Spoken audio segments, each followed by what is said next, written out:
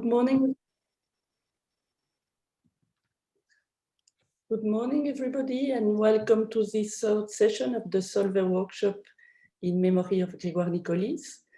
So this session is devoted to nonlinear science and complexity applied to biological systems, which was another branch of the many interests of Grégoire Nicolis. As the first speaker today, we have the great honor to have Kunihiko Kaneko from Japan, who is going to present us his work about macroscopic theory for adaptation and evolution. So please, Kunihiko. Yeah, thank you for invitation. It's quite unfortunate that I cannot come to Brussels. And so my first encounter with Professor Grégoire Nicolis is, of course, his famous book on self-organization in non-equilibrium systems. And so this is the first book I read in my graduate studies. I started graduate studies in 1979. And so that time, it was my dream to visit Brussels. And actually, I visited 1984 first time. So, and unfortunately, that was summer and after studies meeting. And so Professor Nicolis was not there, but I could meet Pierre Gaspard and Claude Bassin. So he's brilliant students at that time. And so we had nice discussion. And then, so 89, so there was a big Belgium, Japan big meeting. And so, they are kind to invite me. And so I could talk about a couple of Laplace and others. And then 95, so Grégoire invited us to a very nice dinner that was still, I remember. So in his book, so of course, one theme is that how to connect non-equilibrium dissipative structure to life. So from that time, so I like to understand some universal aspects in life. And I hope maybe I try to do something beyond non-equilibrium dissipative structure to understand what life is. And so that's my standpoint in universal biology. And in this viewpoint in universal biology, so I take life system consists of diverse components, a huge number of chemicals, so many, many thousands of protein species. But still they maintain self and can continue to produce itself. So the guiding principle here is micro-macro consistency. So at microscopic level, so there are thousands of chemical species. So if we represent it in some dynamical systems, that means this is 1,000-dimensional dynamical systems. So that looks very much difficult. But while in the macroscopic level, the cell can keep this state sustained and reproduce as a whole. So this is somewhat reminds me of the Aristotle words that Grégoire mentioned yesterday's talk, but this cited in yesterday's talk. So then is this possible to this kind of micro-macro consistency? So macroscopic, so there are many, many molecules. But for cell to reproduce, all chemicals have to be reproduced. So roughly be doubled to keep the same cell state. So that gives some kind of micro-macro relationship. So macroscopically, this gives of this steady growth state constraint to from macro to micro. And of course, from macroscopic cell is an ensemble of cells. So from that, I try to understand some kind of universal laws in biology. And with this picture, I have been working on some cell reproduction versus multi-replication and adaptation. And at a higher level, cell versus multicellularity. So ensembles of cells form some tissues or organisms. but that keeps some kind of consistency. From that, I try to understand some kind of universal property in differentiation or developmental process. And another consistency is the evolution. In the evolution, genetic change is very slow. Evolutionary change is slow. Whereas phenotypic change of this each component change is much faster scale. But there seems to be some kind of consistency. So that's the topic I try to talk today. So in the past one, I talk about consistency between molecule and cell levels. And I show some kind of dimensional reduction in this 1,000 high dimensional phenotypic dynamics. And from that, adaptation and evolution I discussed. So that's a response theory. And in the part two, I'm not sure if I have enough time, but I talk about fluctuation response relationship in evolution. So the basic setup I take in this experiment theory and model is that phenotype, that is so thousands of proteins. So for example, 5,000 protein species. And each species has some abundances. So these abundances of each component is a phenotype. So it's a, for example, 5,000 dimensional. And genotype is a DNA sequence that gives a rule for dynamics. So what proteins are produced and how they react with each other. So, but here, this genotype phenotype mapping, so according to genotype, phenotype is formed. But this changes also through evolution. And with this, so what kind of genotype phenotype mapping is shaped? And by that, so what kind of phenotype state is achieved? So that's the question. So I talk about a little bit about the experiment. In the experiment, I use some kind of transcriptal analysis of bacteria. And for model, I mainly talk about catalytic reaction network. So that's thousands of chemical species. So first, I talk a kind of trivial law in adaptation by just focusing on steady growth in cells. So that gives a universal constraint. So if you have many, many components, but assume that after cell division, the cell state is almost same. So during this cell division, this may oscillate in time, but after division, so it's almost double. So if you have 1,000 chemicals, all these chemicals abundances have to be roughly double. So roughly speaking, each component increases exponentially with time, with the growth rate mu I. So this exponential mu IT. But this means all mu I are roughly equal. So, but mu I is a function of all other chemicals. So that gives mu1, mu2, mu3. So all these equals means m-1 condition. So if you have 1,000, so there is 999 conditions. So then the possible change, if we keep this kind of steady growth, something like adiabatically, then the possible change is restricted into one-dimensional line. So that's a very rough picture. So I roughly formulate. So if you consider the chemical of this each component I, this abundance is Ni, and concentration Xi, and the volume, cell volume is V. And this volume increases exponentially. This volume increase ratio is mu. So that means each chemical concentration Xi is given by some all other functions of other chemicals, other proteins or others, and then diluted with this growth rate. And for the steady state, steady growth state, that means this equals 0. So the concentration is almost invariant. If you have some kind of oscillation change, then maybe you can average out this oscillation period. Then that means this condition.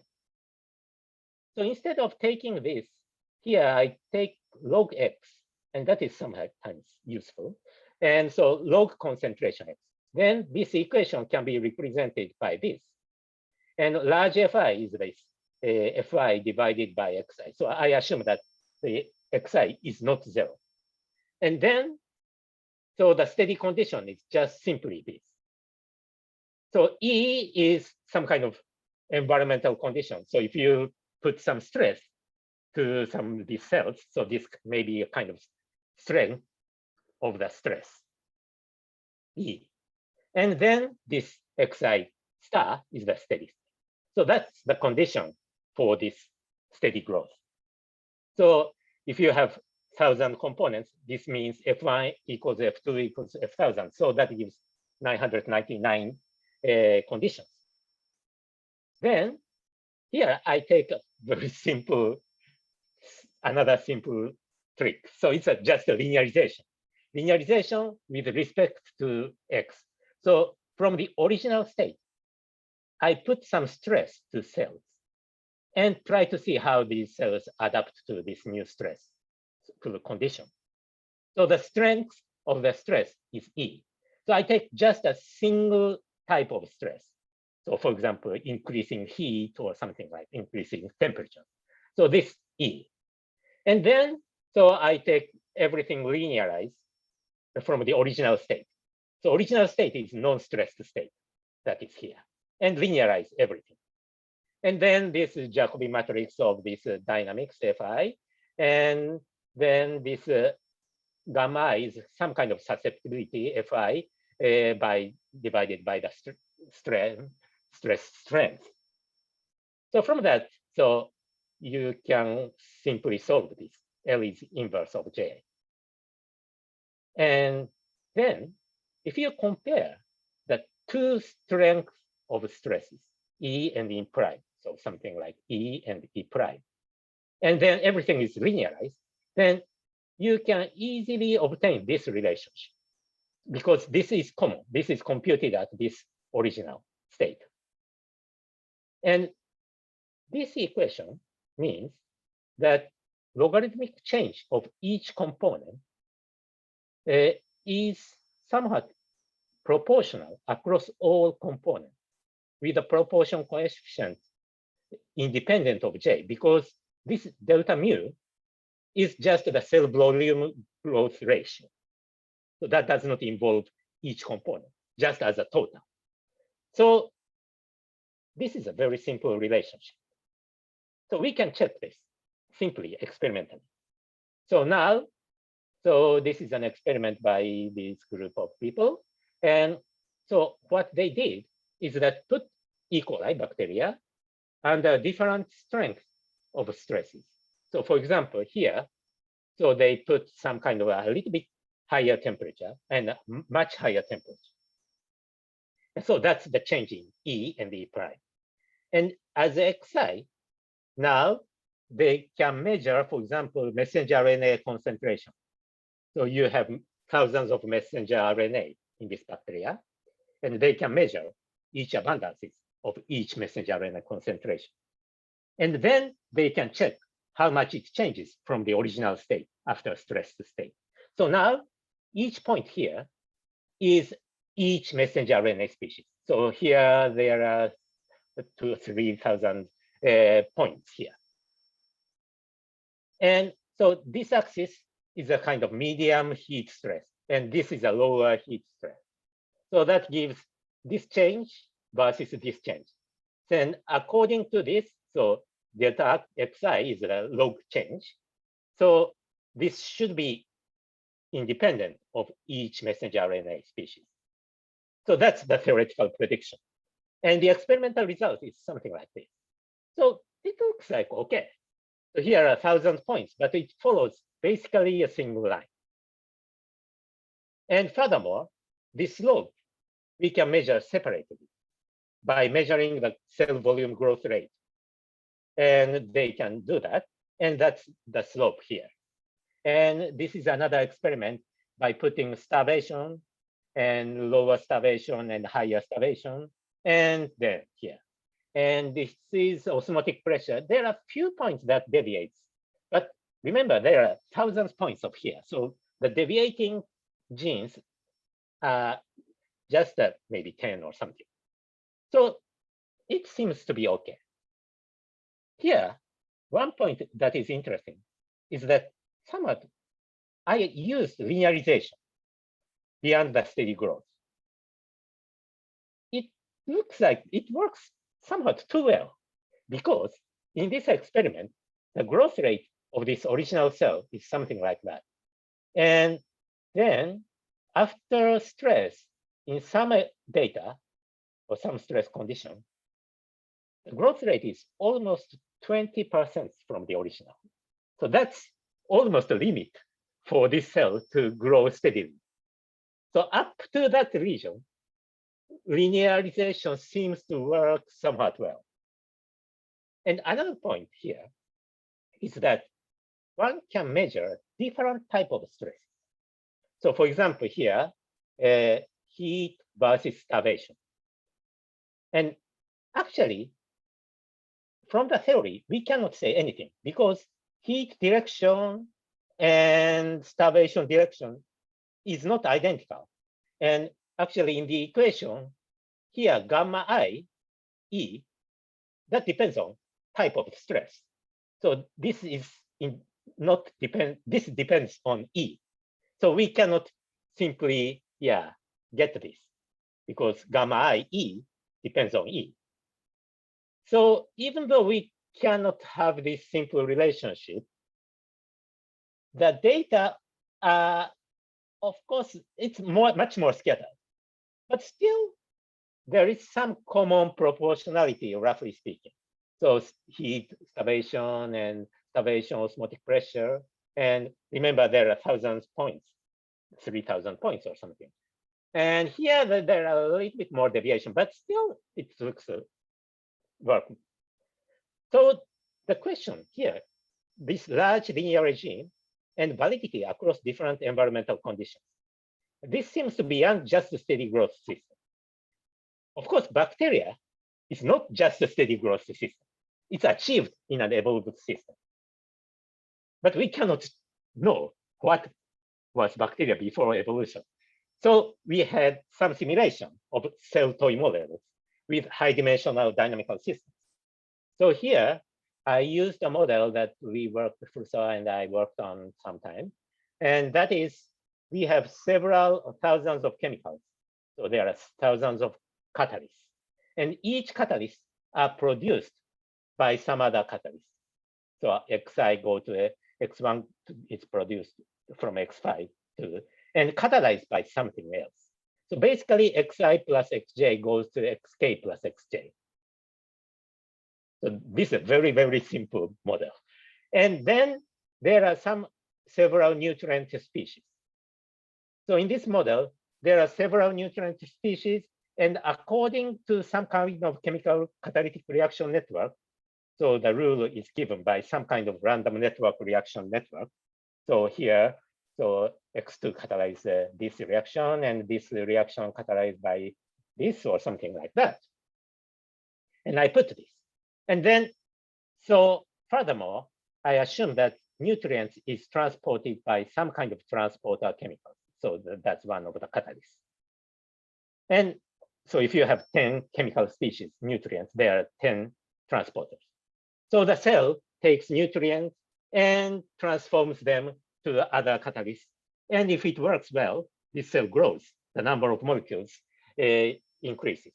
And I assume that if the number of total molecules is larger than some threshold, this cell divides into two. So we had this kind of stochastic reaction network model.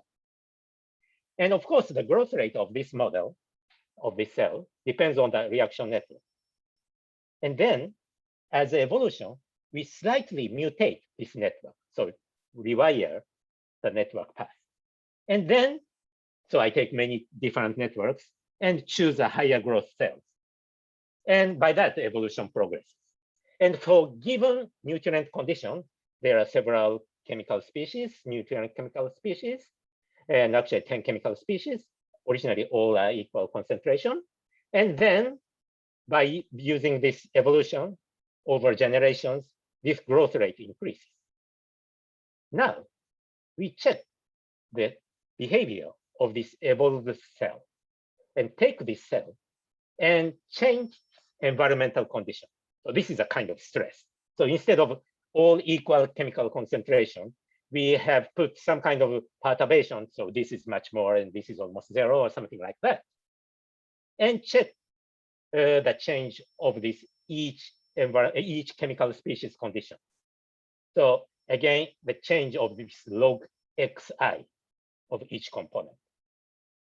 So by putting this environmental stress and see how log x changes. So that's the same as this experiment. And that's the result here. So this is delta xi log x change across many, many thousand components. And this is another stress condition.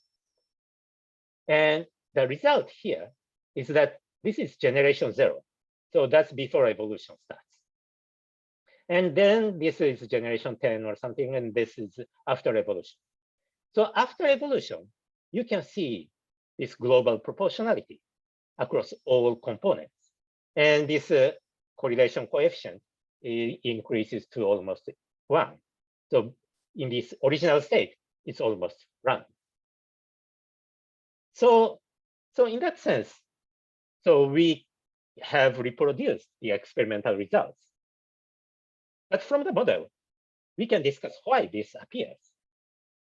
And actually, now, since we have thousands of components, it's very difficult to plot over these 1,000 components, 1,000-dimensional space.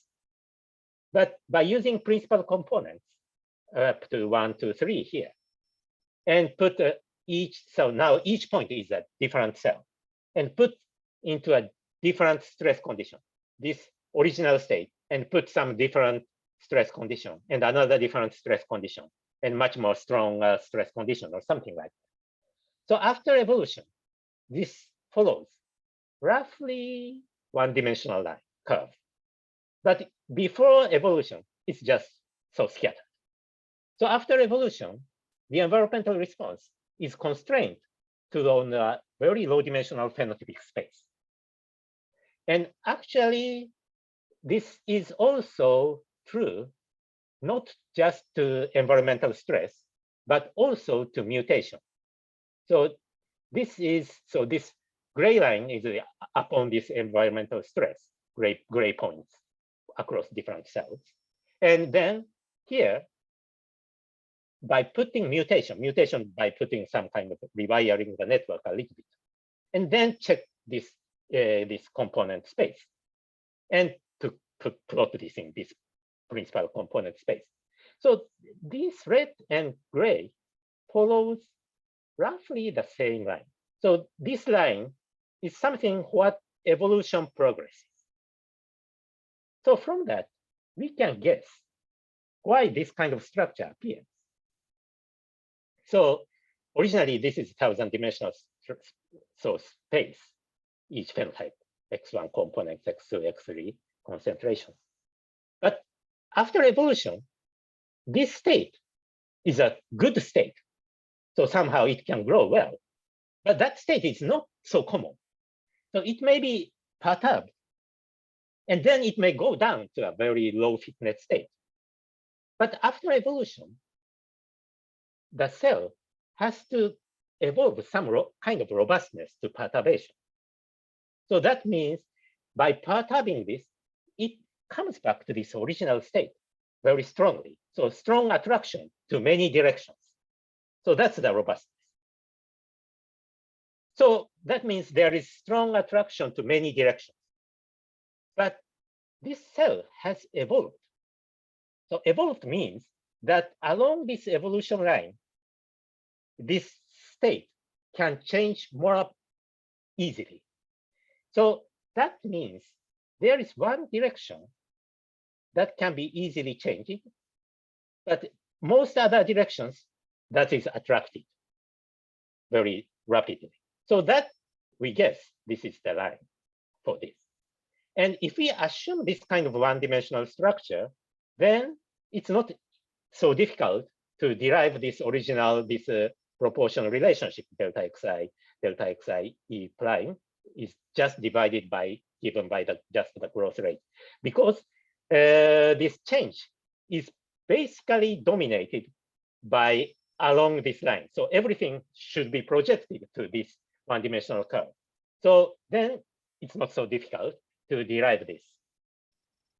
So far, so good. And actually, we checked that this kind of dimensional reduction, so that means if we plot the Jacobi matrix, compute the Jacobi matrix of this and eigenvalues, then most are very largely negative, and one direction is very close to zero, this eigenvalue. So that suggests this. And actually, this is the result through the evolution done by Sato. And so here, this eigenvalue, inverse of eigenvalues. So originally, generation here, and after evolution progresses, one eigenvalue becomes close to zero. So this is inverse of the eigenvalue.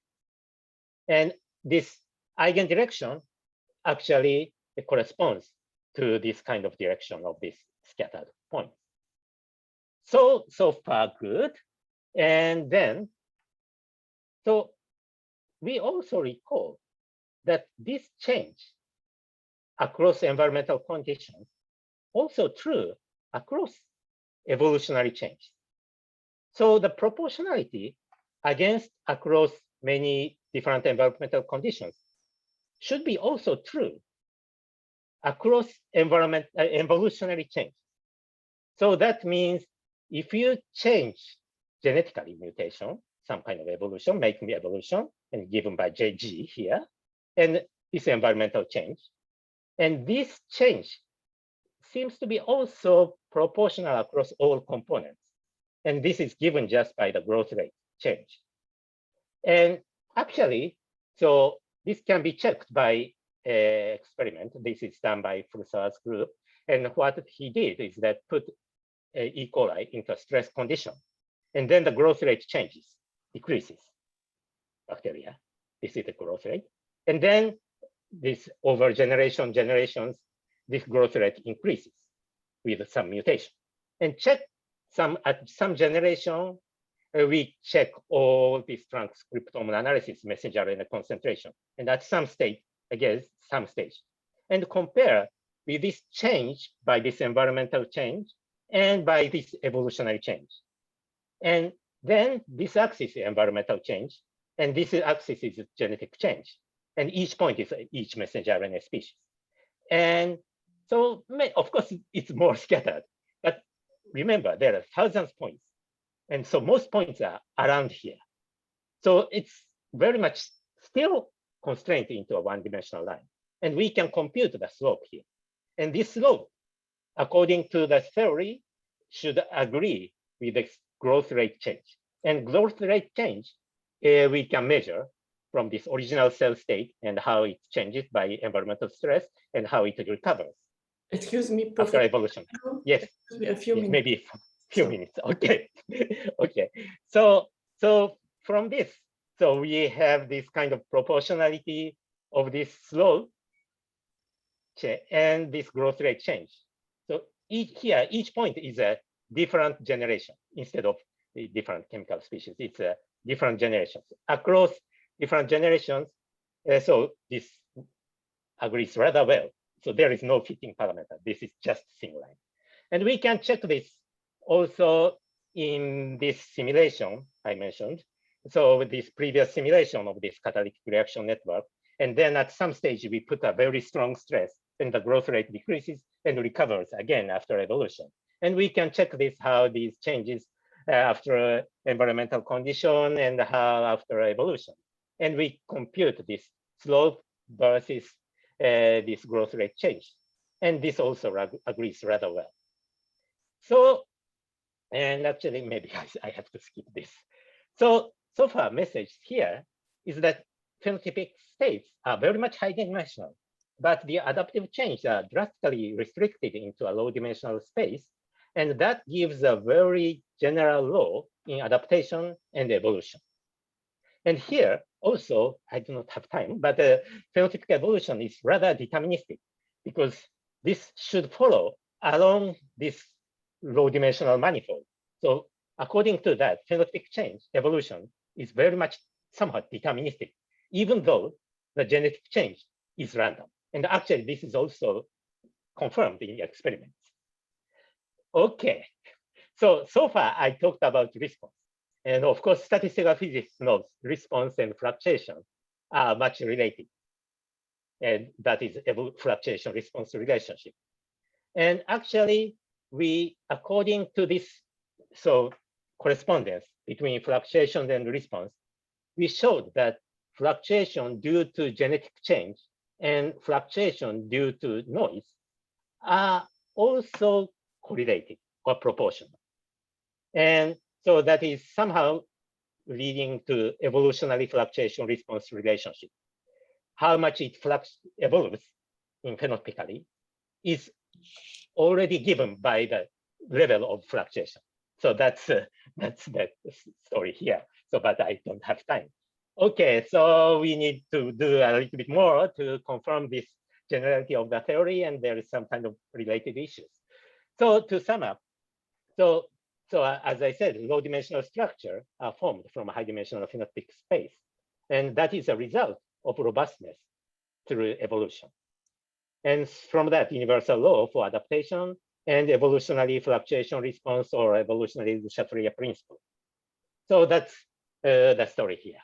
Okay, thank you. Thank you very much, Professor Kaneko. So I think we have time for a quite short question. Sorry. Yes. Okay. How do you compare your results with the idea of quasi-species by Manfred Eigen and Peter Schuster? Oh, that is quite different because this is not this is about a cell. So we already have a cell, and each chemical component is just a component. So that is somehow mutually catalytic, or so mutually they produce the all components as a result of this chemical reaction dynamics. So that is somewhat quite different from quasi-species.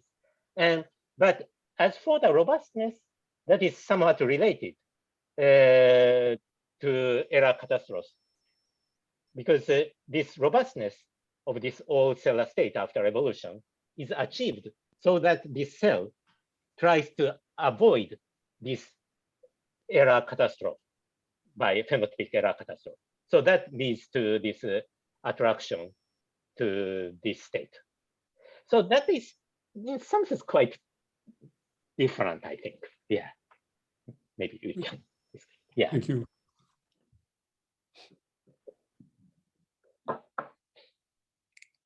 Okay, thank you again. So I think that if there is no other question for now,